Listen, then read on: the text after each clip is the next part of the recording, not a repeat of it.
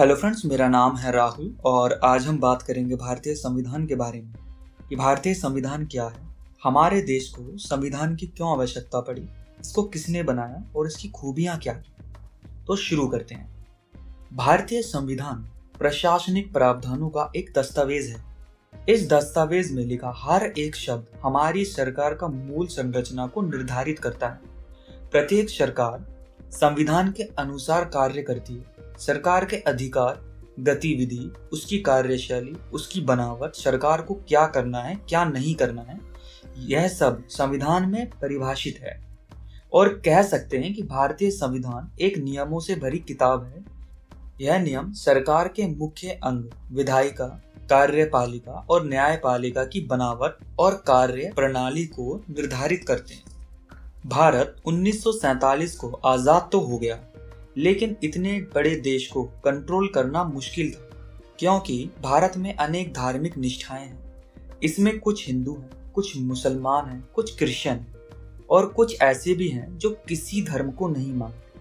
और ये लोग कई और आधारों पर भी भिन्न हैं, जैसे ये अलग अलग व्यवस्था रखते हैं, अलग अलग शौक रखते हैं। भारत में कई धर्मों, कई भाषाओं, कई सभ्यताओं के लोग रहते हैं, जिस वजह से किसी एक धर्म के आधार पर भारत को नहीं जोड़ा जा सकता था। पूरे देश को एक साथ शांतिपूर्वक रहने के लिए कुछ बुनियादी नियमों की जरूरत थी, जिसमें ये सभी सहमत भी हैं। इसमें सबसे बड़ी मुश्किल यह थी कि इन नियमों को न केवल पता होना चाहिए बल्कि लागू भी होने चाहिए। इसमें एक और प्रॉब्लम थी कि अगर नागरिकों को यह विश्वास ना हो कि दूसरे नागरिक भी उन नियमों का पालन करेंगे, तो उनके पास भी उन नियमों को पालन करने का कोई आधार नहीं होगा। अब हम जानते हैं संविधान बनाने की शुरुआत कैसे हुई। संविधान बनाने के लिए संविधान सभा का गठन किया गया। संविधान सभा के सदस्य भारत के राज्यों के सदनों के निर्वाचित सदस्यों के द्वारा चुने जाने वाले थे और यह चुनाव 9 जुलाई 1946 को हुआ। संविधान सभा की पहली बैठक 9 दिसंबर 1946 को हुई।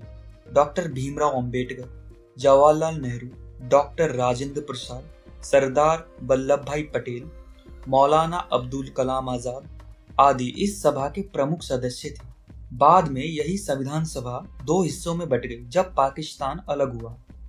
3 जून 1947 की योजना के अनुसार विभाजन के बाद वह सभी प्रतिनिधि संविधान सभा के सदस्य नहीं रहे जो पाकिस्तान क्षेत्रों से चुनकर आए थे। संविधान सभा के वास्तविक सदस्यों की संख्या घटकर 299 रह गई।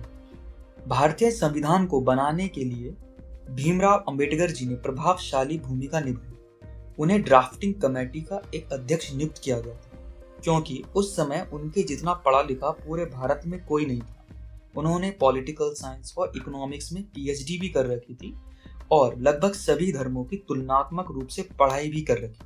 अंबेडकर जी ने भारतीय समाज के लिए एक मार्गदर्शक दस्तावेज के रूप में 1949 को संविधान प्रस्तुत किया, जिसमें 395 आर्टिकल्स, 8 शेड्यूल्स और 22 पार्ट्स थे।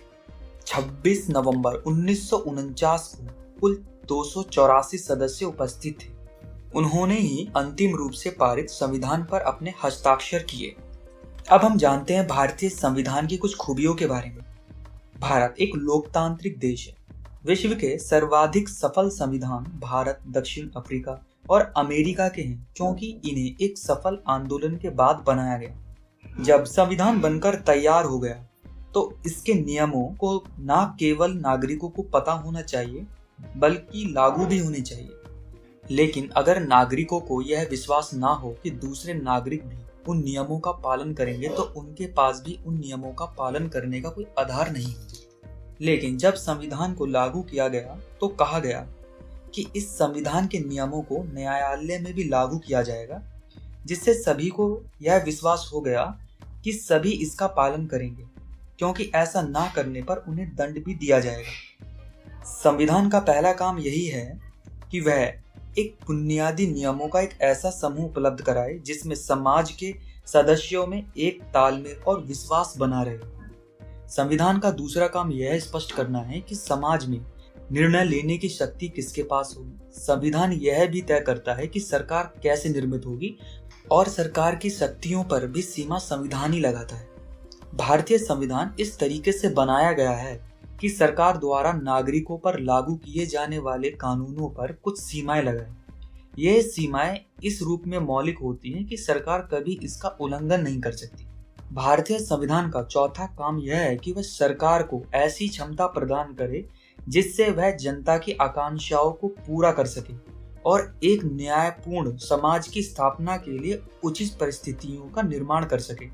कई देशों में संविधान इसलिए निष्प्रभावित होते हैं क्योंकि वह सैनिक शासकों या ऐसे अलोकप्रिय नेताओं के द्वारा बनाए जाते हैं जिसके पास लोगों को साथ लेकर चलने की क्षमता नहीं होती।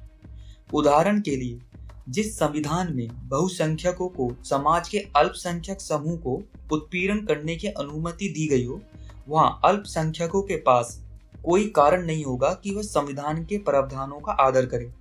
इसलिए भारतीय संविधान को इस तरीके से बनाया गया है कि सभी को इसमें इक्वालिटी मिले, किसी के साथ किसी प्रकार का कोई भेदभाव ना हो।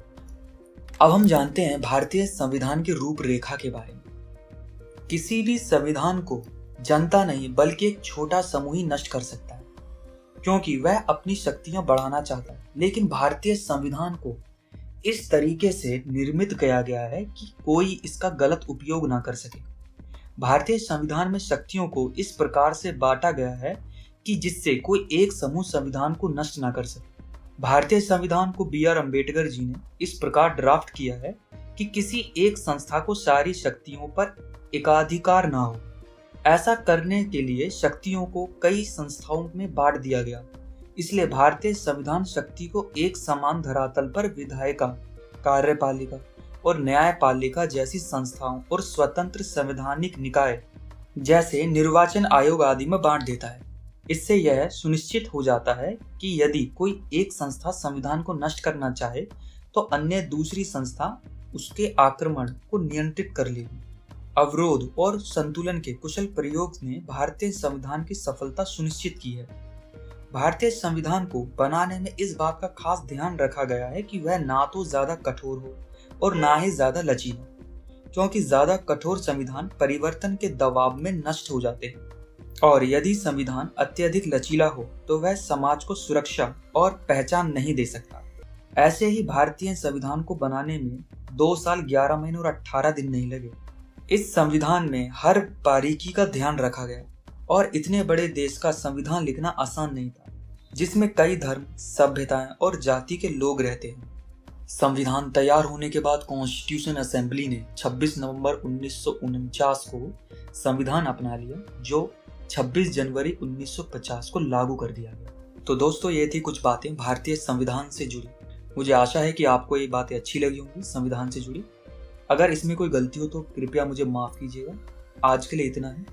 अगर वीडियो अच्छी लगी तो उसको लाइक कीजिएगा और कमेंट कीजिएगा और मुझे ज़रूर बताइएगा कि वीडियो आपको कैसी लगी। मिलते हैं अगली वीडियो में। धन्यवाद जी।